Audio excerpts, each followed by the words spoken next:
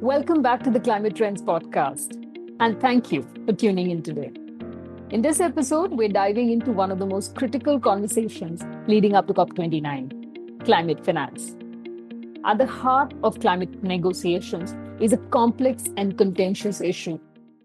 How much money will developed countries commit to helping vulnerable nations adapt to the consequences of climate change and help them transition to greener economies? You see, providing financial support to developing countries is more than just an option. It's supposed to be both a moral and legal obligation for wealthier nations.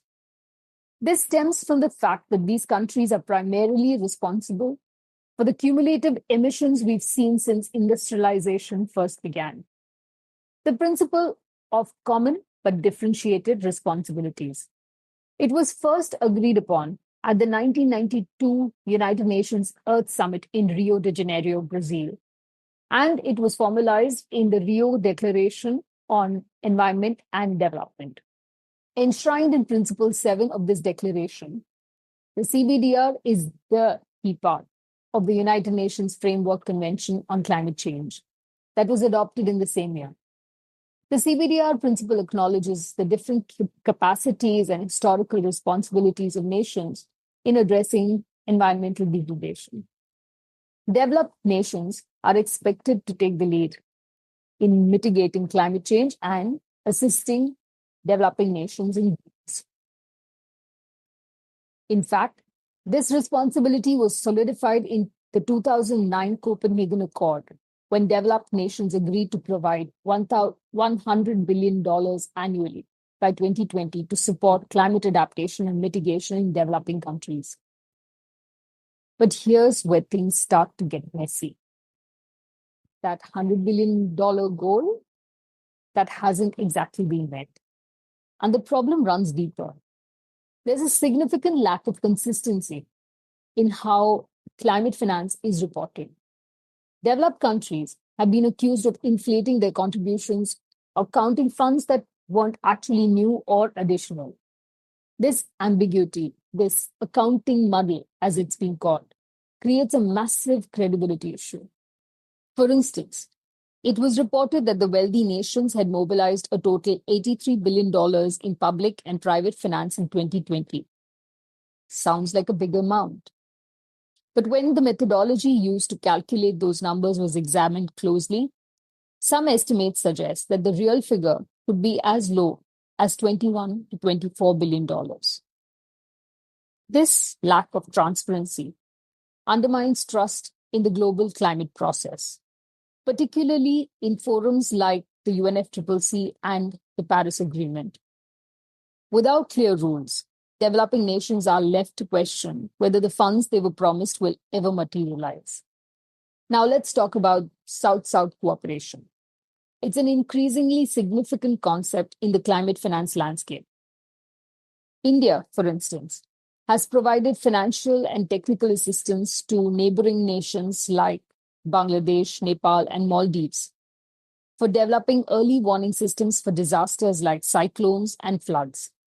It has also launched the International Solar Alliance to help mobilize resources for solar energy projects in developing countries. China stepped up through initiatives like the South-South Cooperation Climate Fund and the Belt and Road Initiative, ostensibly to provide support to other developing nations.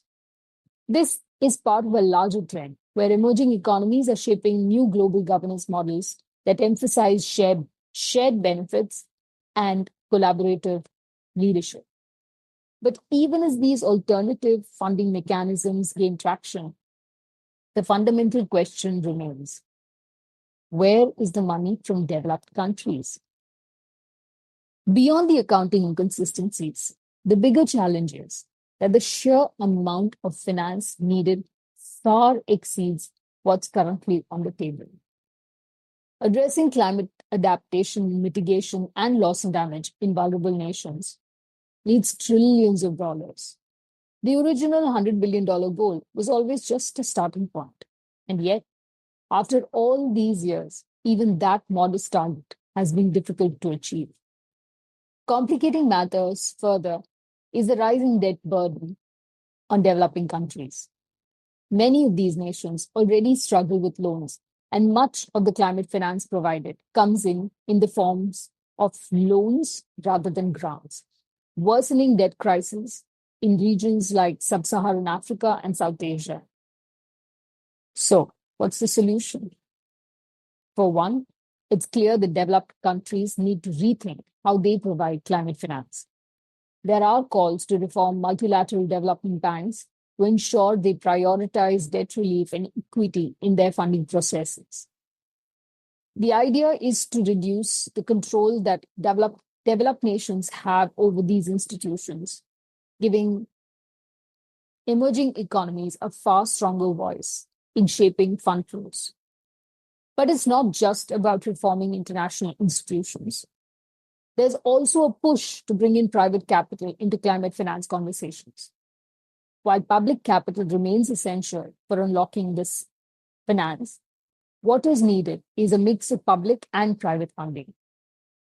Now, all of this brings us to COP29. What's on the agenda this year? Well, one of the most critical discussions will revolve around the new collective quantified goal, which will replace that $100 billion target starting in 2025. The big question is, how much money are we actually talking about? Ideally, we should be looking at trillions of dollars in commitments. But the challenge will be to make sure that developed countries don't once again evade their responsibilities.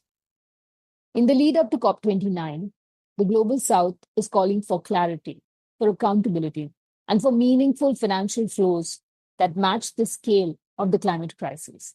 But let's be clear, this isn't just about numbers. This is about justice. Climate finance is about righting the historical wrongs of the climate crisis, which was caused primarily by the wealthier nations, but disproportionately affects the poorer ones. As we approach COP29, it's time for developed countries to step up, honor their commitments, and ensure that the money needed to confront the climate crisis isn't just promised, but delivered. Thank you for joining us today.